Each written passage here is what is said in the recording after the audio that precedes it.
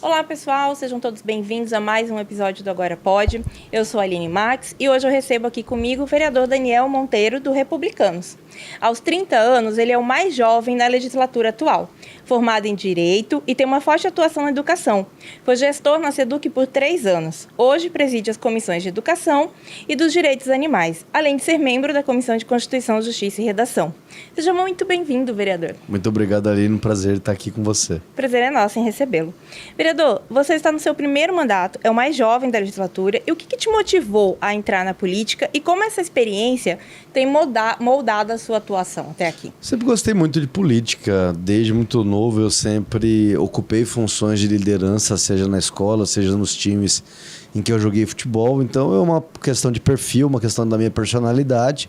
E para além do meu perfil individual, também tem a questão do apreço pela política. Me recordo até hoje de, na 6ª série, estudar a campanha da legalidade, estudar o período militar, aqueles brasileiros que se contrapuseram ao regime de exceção que controlou o país durante 21 anos. E ali eu sempre gostava de analisar as personalidades daqueles agentes envolvidos. Presidente João Goulart, governador Leonel Brizola, Getúlio, que tinha falecido, Juscelino. Enfim, eu gostava muito de estudar a história brasileira, especialmente no século XX. E isso me motivou a me adensar, me aprofundar mais na política. E quando eu tinha ali uns 19 anos, eu já tinha certeza de que um dia eu ingressaria. Em casa também, nesse sentido? Meu pai foi candidato quando eu tinha 1 ano de idade, né? Então, assim, não tenho político na minha família. Ele foi candidato, não venceu, apesar de ter sido muito bem votado. Então, não, foi uma coisa mesmo de paixão individual, aquela chama que acende dentro da gente. Chegou a fazer parte de movimento estudantil? Fiz lá em São Paulo, quando eu estudei em Campinas, né? Fiz parte do movimento estudantil, fui vice-presidente de um partido político. Então, eu gosto desde muito novo, gosto de política. Agora, na sua atuação na Câmara, você teve um projeto que foi sancionado, inclusive, que autoriza a criação de equinos dentro do perímetro urbano para finalidades terapêuticas, né? O que muda com essa lei? Qual que é a importância dela para os responsáveis por esse Agora a gente reconhece uma prática que já acontecia na cidade e, melhor ainda, a gente fomenta a abertura de novos aras. Por quê? A ecoterapia é uma modalidade de esporte ou de terapia com equinos que serve tanto para jovens que querem começar a andar a cavalo, mas principalmente para jovens com deficiência ou com espectros. Porque o desenvolvimento de uma criança com espectro autista, o desenvolvimento de uma criança com deficiência, a partir da ecoterapia é gigantesco, seja na capacidade motora, na capacidade de aprendizado, na questão comportamental, é uma diferença gigantesca que acontece. E qual que era o cenário que nós tínhamos em Cuiabá até pouco tempo atrás? Nós tínhamos uma Secretaria Municipal de Educação que contratava alguns aras aqui do município para ofertar a política de ecoterapia para as crianças com deficiência e espectro, e a outra secretaria, que é de ordem pública, a quem cabe fiscalizar a questão sanitária da nossa cidade, multava esses mesmos aras, ou seja, a prefeitura tinha uma secretaria que contratava o aras e uma outra secretaria que multava aquele aras que prestava serviço para a prefeitura.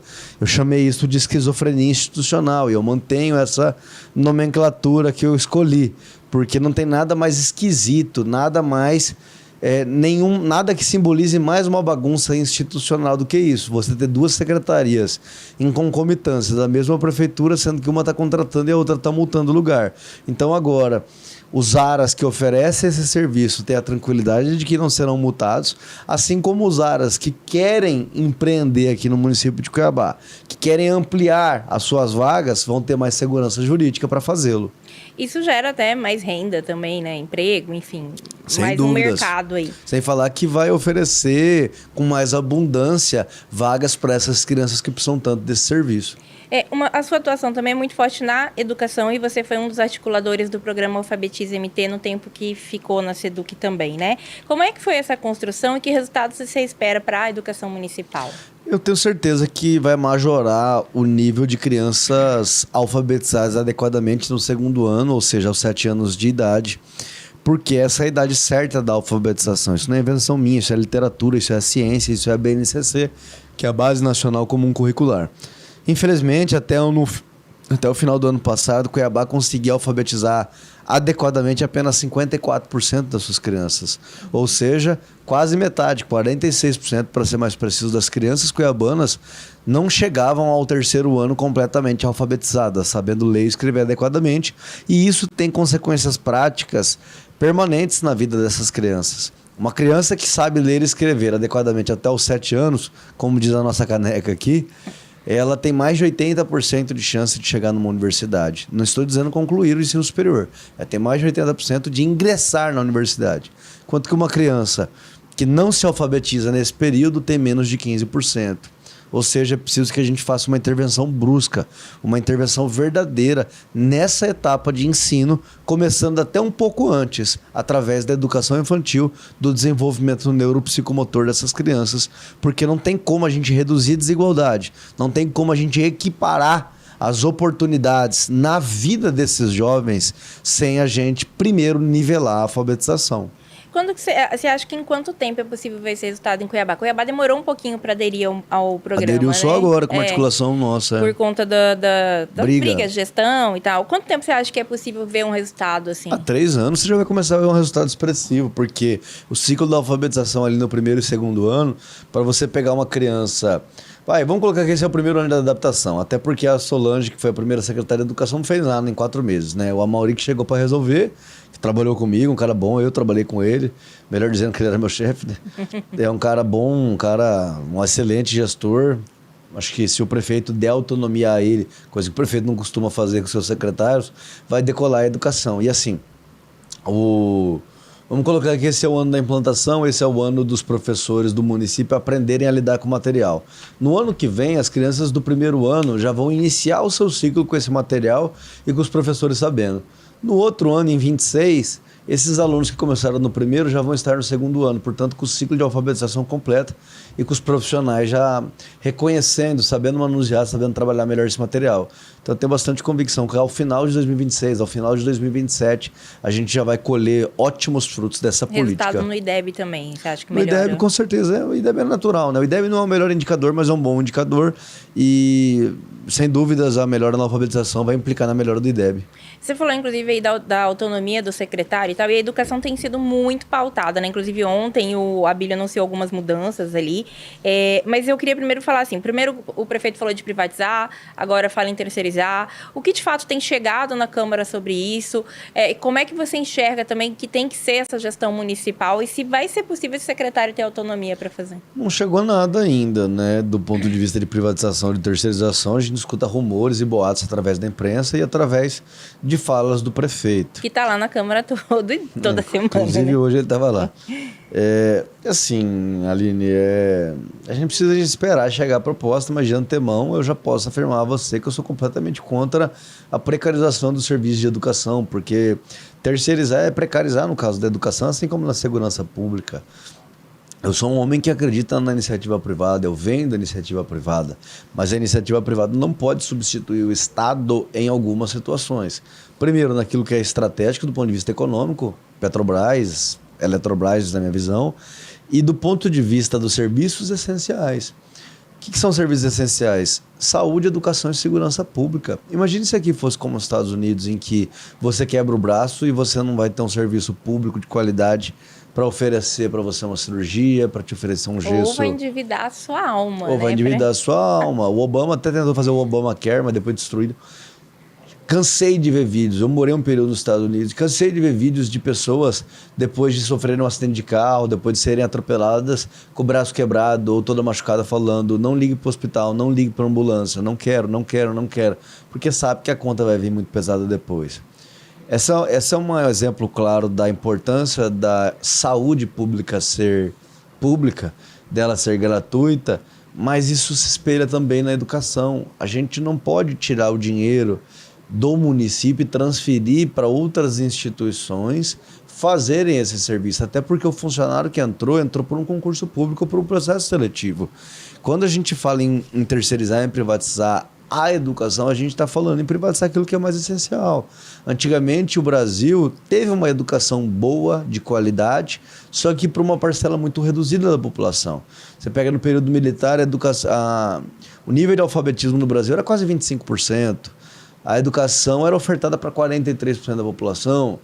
Então, era pouca gente que era abrangida, era pouca gente que era contemplada, mas era uma educação de qualidade. Por quê? É mais fácil oferecer pouco do que muito. Então, qual que é o desafio desde que o Fernando Henrique Cardoso criou o Fundef, que depois virou Fundeb com o Lula? É universalizar com qualidade. Por quê? O Fundef universalizou. Hoje não tem criança faltando escola. Creche ainda tem, 0 a 3 anos, mas pré-escola e escola no Brasil está erradicado. Todo mundo tem uma vaga de escola. A questão é a qualidade disso, e a gente tem que trabalhar para que a gente consiga unir a qualidade com a universalização. E eu tenho certeza que com um processo histórico, com investimento pesado e brutal e maciço, a gente consegue. Mas não chegou nada falando se vai comprar vaga, como seria essa articulação de terceirização ou privatização não de chegou serviço. Porque nem ele deve saber o que ele quer, né? Porque cada hora fala uma coisa, uma hora é privatizar a gestão, outra hora é privatizar merenda, outra hora é terceirização. Acho que nem ele sabe o que ele quer ainda. E o custo disso, né? Porque você vai deslocar o recurso público para, vamos dizer, investir ali na iniciativa privada ou comprar uma vaga, mas aí que nem, eu até vi uma fala sua também sobre isso, comprar uniforme, merenda, como é que vai ser servido isso, né? Precisa esperar, né? Porque não tá claro, né? Como a gente colocou aqui, ele mudou. Ele material mesmo já em falou. Escola privada é R$3.000, R$4.000 por aluno, né? É por isso que é mais caro, é por isso que dá alto. O prefeito falou, não, custa R$1.500 o aluno por mês. Verdade, mas oferece tudo de graça, alimentação, uniforme, material didático, material pedagógico, caderno. Vai no escola particular ver se você ganha alguma coisa, nem chiclete você não ganha. Pois é. Falando ainda sobre alfabetização, teve recentemente o vídeo, famigerado vídeo do 4x4, né? Você fez críticas, cobrou, inclusive pediu desculpa que não veio nesse caso.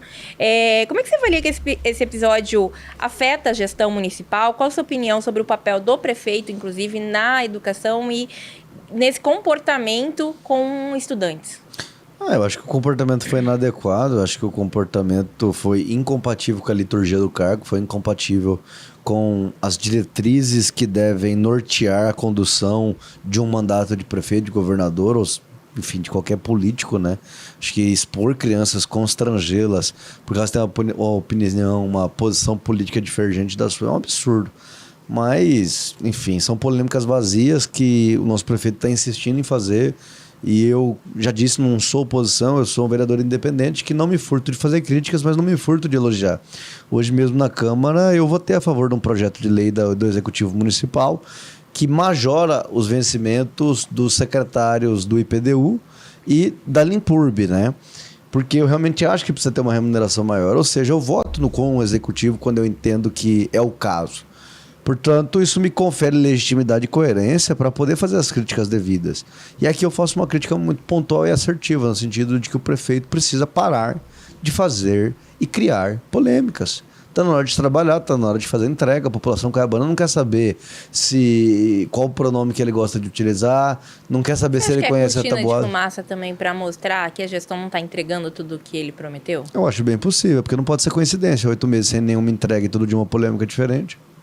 Entendi. Agora, inclusive, esse episódio rendeu um pedido de impeachment. O senhor disse que não acredita que prospere, mas quais outras medidas poderiam ser tomadas com relação à atitude do prefeito? Pressão política, também... né? A gente tende a sempre querer achar um remédio jurídico, mas o mundo não se resume à lei. O mundo não se resume a remédios jurídicos. Eu falo isso com propriedade porque eu venho do mundo jurídico, do universo jurídico. E a gente tem uma mania no Brasil de achar que se a gente bate um carro que é uma lanterna, a gente tem que entrar com processo. E é por isso que a justiça brasileira é superlotada. Não é tudo que se resolve através do direito. O bom diálogo resolve muito mais do que o direito, aliás. Então, eu cobrei o pedido de desculpa do prefeito. Eu acho que os vereadores... Está esperando esse pedido ainda? Não, ele tem que fazer de acordo com a consciência dele. Ele não aceitou seu desafio também, né? De entrar na sala e fazer a prova. Até porque ele sabe que eu vou ganhar, né?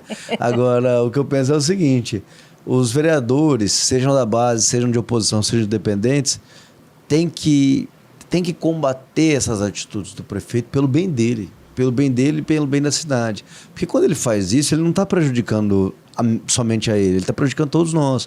Então eu sempre falo que o melhor assessor, o melhor amigo e o melhor parlamentar é aquele que tem coragem de falar.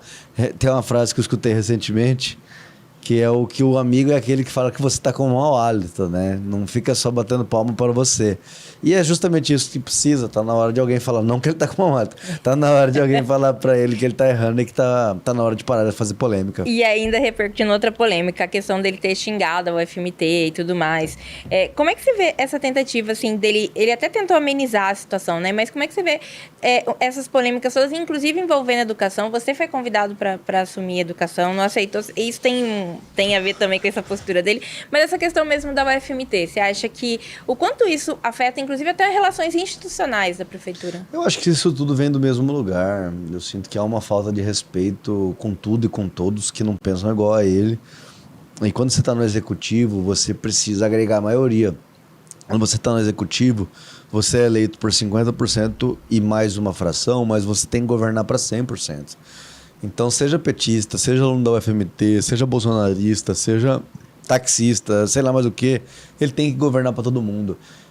Esse divisionismo, essa coisa de chamar o FMT de bosta, de falar que quem faz o L é burro e não sei o que, isso não vai levar ele a lugar nenhum. Cuiabá precisa de desenvolvimento social e econômico.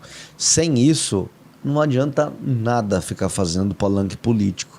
O palanque serve para durante as eleições. Passou as eleições, é hora de sentar e resolver problema. Você acha que ele ainda não saiu do papel de legislador e também não desceu do palanque? Tá faltando ele entender esse papel Não sei dele. se é isso, porque um bom legislador também não faz isso que ele está fazendo.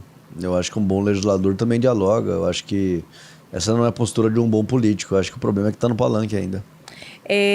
Uma proposta que surgiu lá na Câmara com o Felipe seria do Estado arcar com a questão do passe livre dos estudantes. Como você avalia essa possibilidade? Acho que é viável, enfim. É brincadeira. Brincadeira não, que eu tenho respeito, Felipe, mas...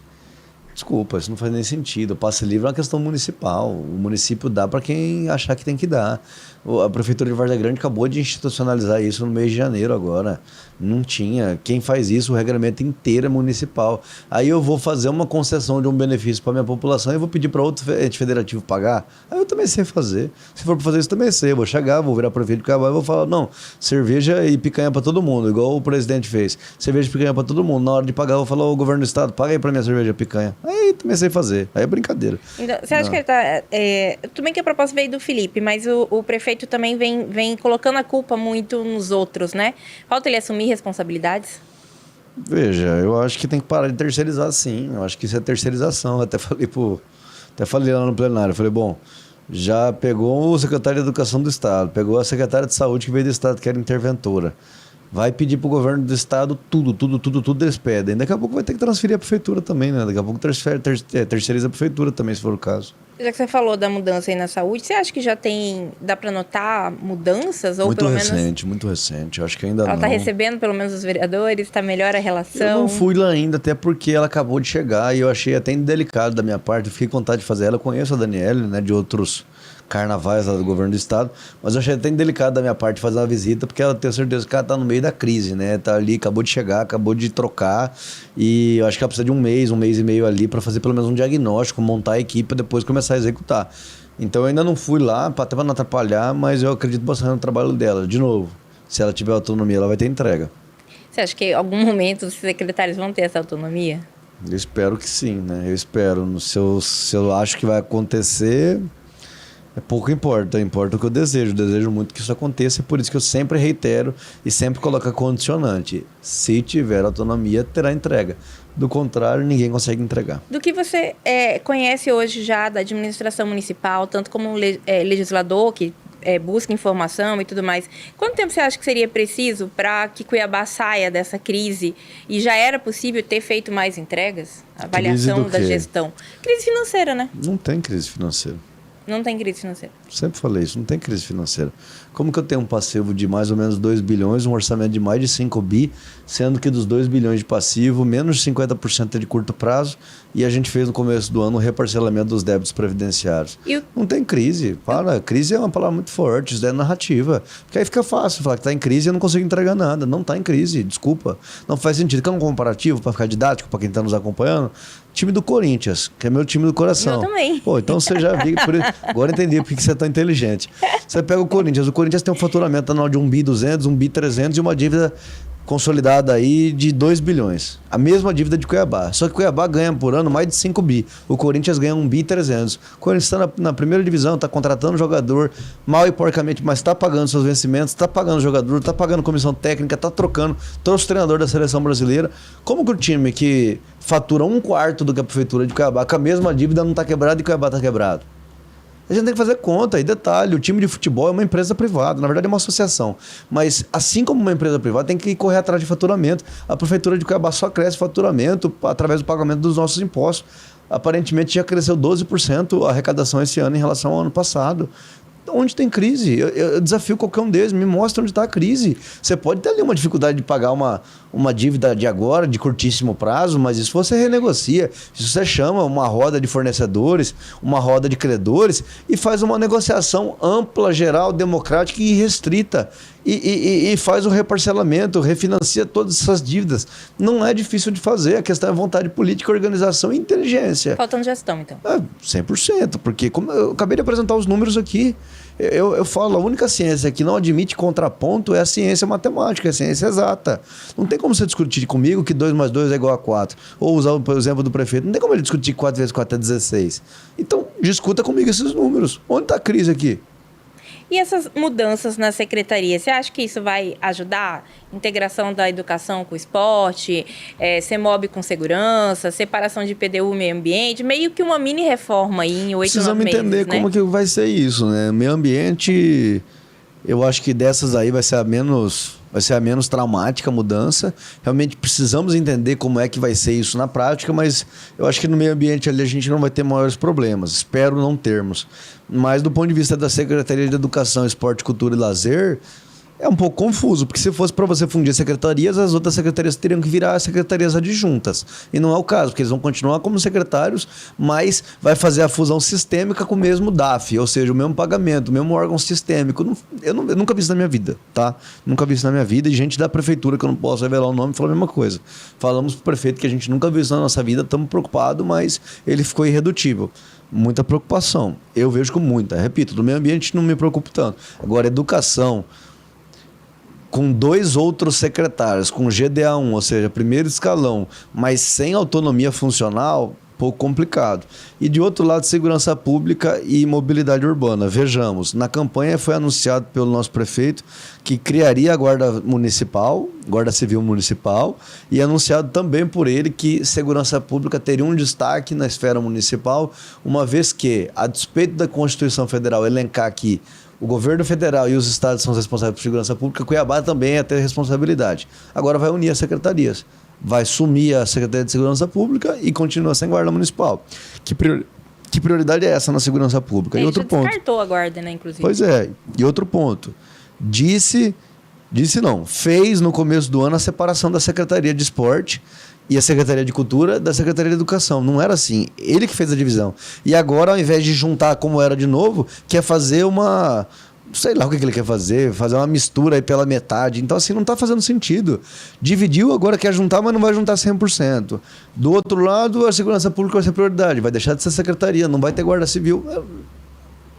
A campanha não pode servir para a gente falar o que a gente quer e depois fazer tudo diferente. A campanha tem um programa de governo que tem que ser protocolado, inclusive no TRE, Tribunal Regional Eleitoral. Então a gente tem que cobrar a execução do programa de governo, porque a população não votou nele, a população votou no conjunto de ideias que ele propôs para Cuiabá. E cadê a execução desse conjunto de ideias? Aí que está o perigo. Ainda sobre uma questão da gestão, teve uma relação da CEMOB até, né, a relação dele com a vice, por exemplo. Como isso impacta administrativamente? Os dois estão ali, né? Tem que tomar decisões, em tese, os dois foram eleitos também. Então, como é que fica essa relação? Eu fico preocupado, né? Porque em qualquer lugar, em qualquer empresa, na casa de qualquer um, se você tem um conflito ali no vértice da pirâmide, dentro da sua casa, seu pai e sua mãe brigar, dentro da sua empresa, seus 2 chefes brigarem, é sempre um negócio ruim. Traz um clima ruim, diminui produtividade, causa constrangimento. Agora, eu acho que o prefeito está optando por um caminho um pouco arriscado, né? Ele está isolando muito a vice-prefeita, na minha visão. Ela era secretária de Assistência Social, depois virou secretária de Mobilidade Urbana e agora ela não tem mais função. E um vice não pode ser um vice decorativo, né?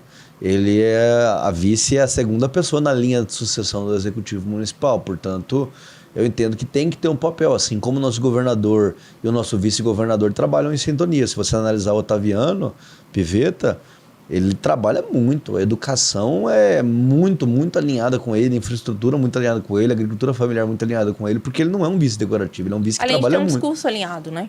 Você tem um discurso Entendeu? que é tem um único. discurso alinhado, tem um modelo de gestão semelhante.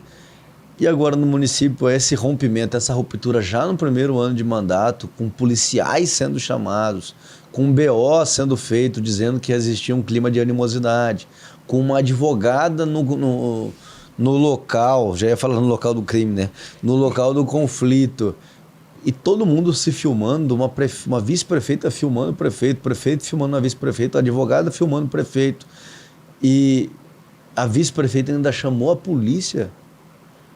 Isso está muito longe do normal. Não vai ajudar a cumprir também. Não vai ajudar a cumprir, assim, isso está muito longe do normal. Minha formação política não é essa. Eu não posso admitir isso. Isso não pode ser normal.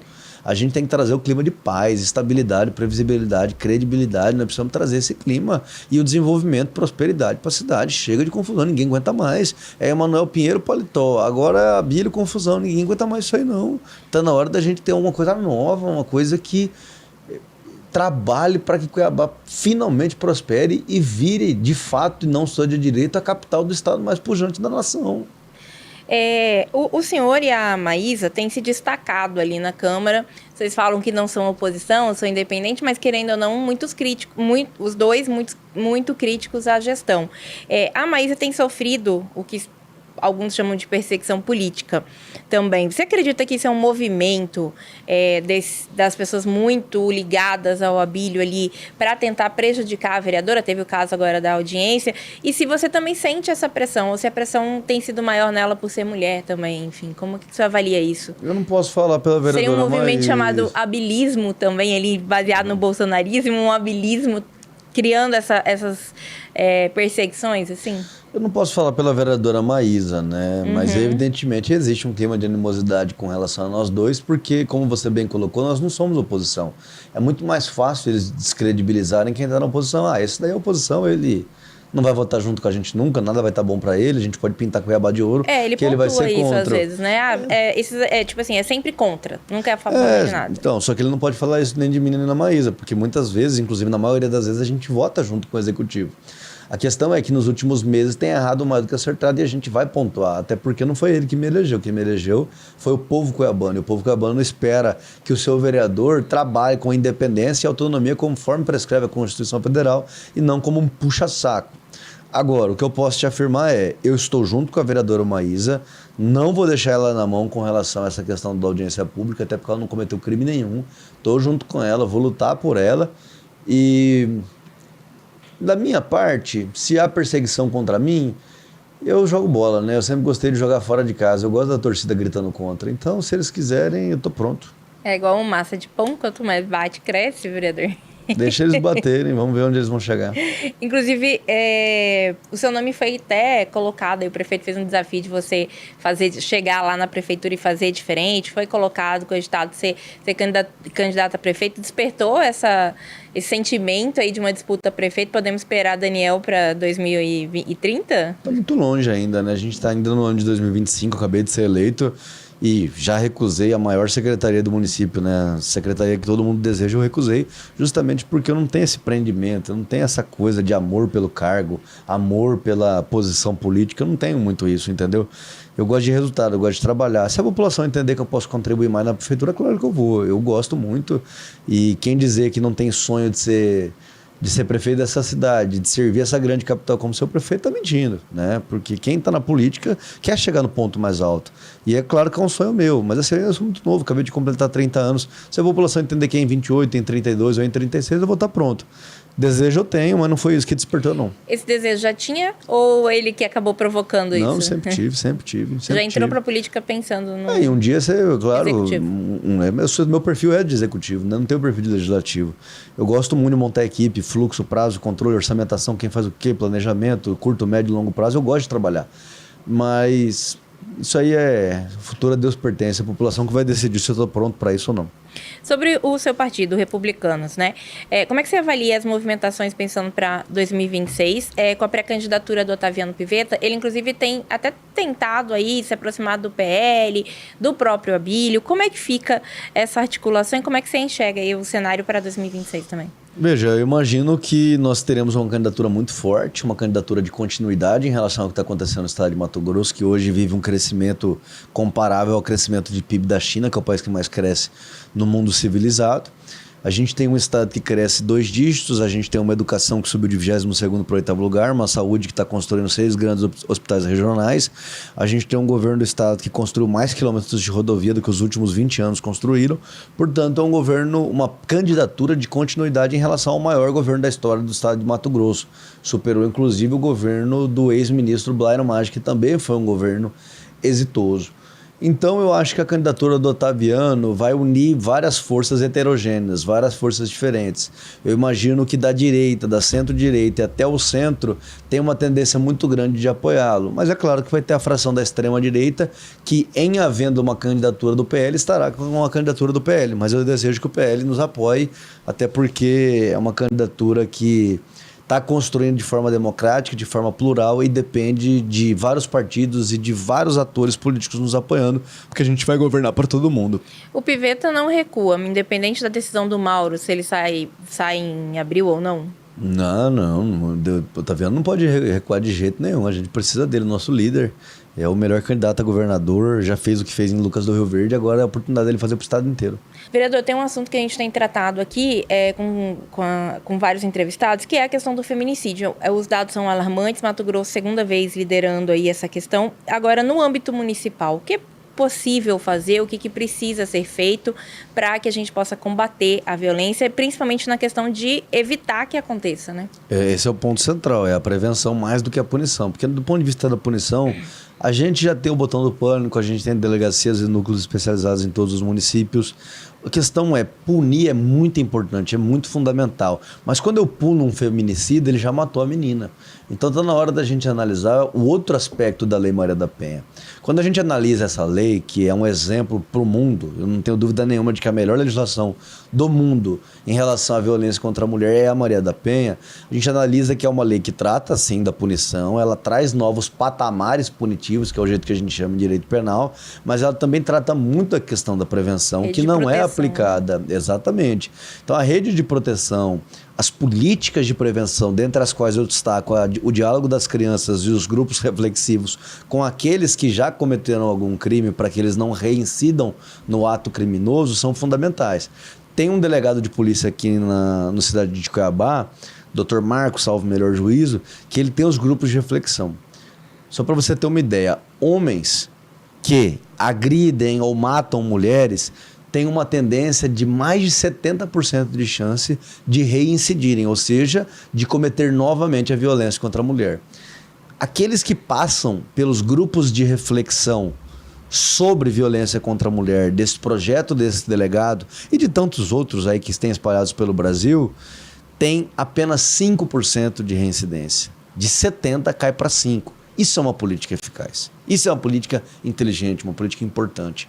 Então eu acredito muito, mas muito, na linha da prevenção, do diálogo e da política pública desde a infância na escola para que isso pare de acontecer. Porque Mato Grosso, repito, tem delegacias, núcleos, botão do pânico, coisas que nem... Já aumentou a pena também, porque muito se fala em aumentar a pena, mas já aumentou. O Cesare Beccaria, que é o autor dos Delitos e das Penas, um dos maiores autores aí, que mais contribuíram para o direito penal contemporâneo, ele traz na sua literatura o fato de que a majoração, o aumento das penas realmente pode desestimular certas condutas.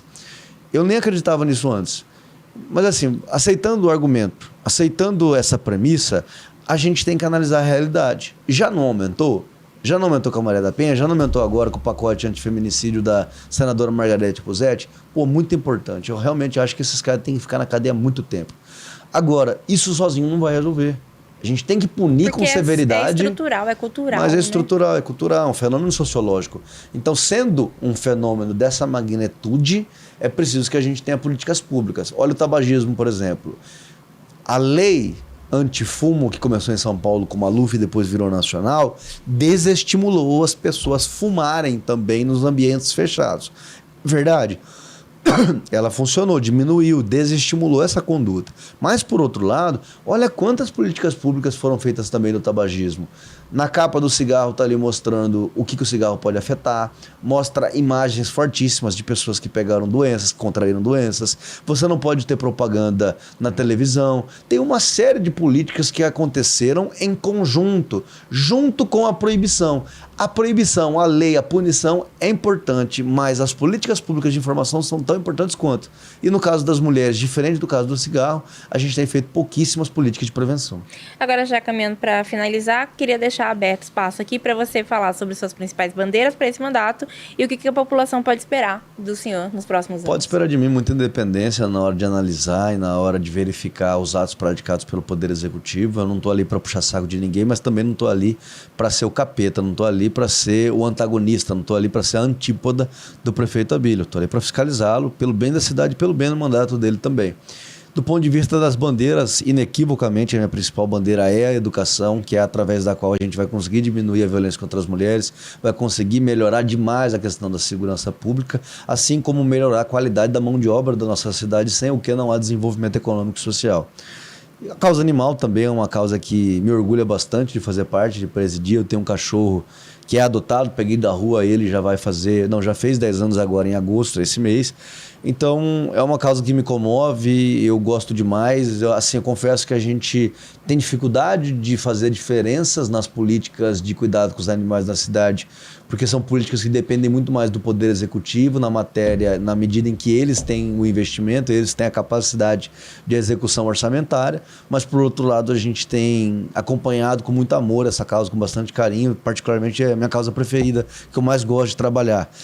E, por fim, podem ter certeza que essa perseguição política que está sendo feita aí em relação a alguns agentes não vai prosperar, porque a gente vai fazer o enfrentamento necessário. Eu ia encerrar, mas vou ter que fazer essa pergunta. Que nota você dá para a gestão atual, para a gestão do Abílio? Veja, a média do município agora é 6, né, que o secretário Amaury anunciou. Eu vou dar um 5, tá um pouco abaixo da média. Então tá bom. Há pouco tempo, mas era pior a nota, mas como está com apenas, completando aí o 8º mês de gestão, eu vou colocar um 5. 5. Você acha que recupera? Possível, vou torcer para recuperar, vou torcer para melhorar. Então tá bom. Daniel, muito obrigada pela sua presença aqui. Foi um prazer conversar com você sobre temas importantes para a população cuiabana, né? E você que nos acompanhou até aqui, lembre-se que esse episódio vai estar disponível no YouTube, também no nosso site leiagora.com.br e nas nossas redes sociais, Instagram, Spotify. Só ficar ligadinho aí para acompanhar tudo e ficar bem informado.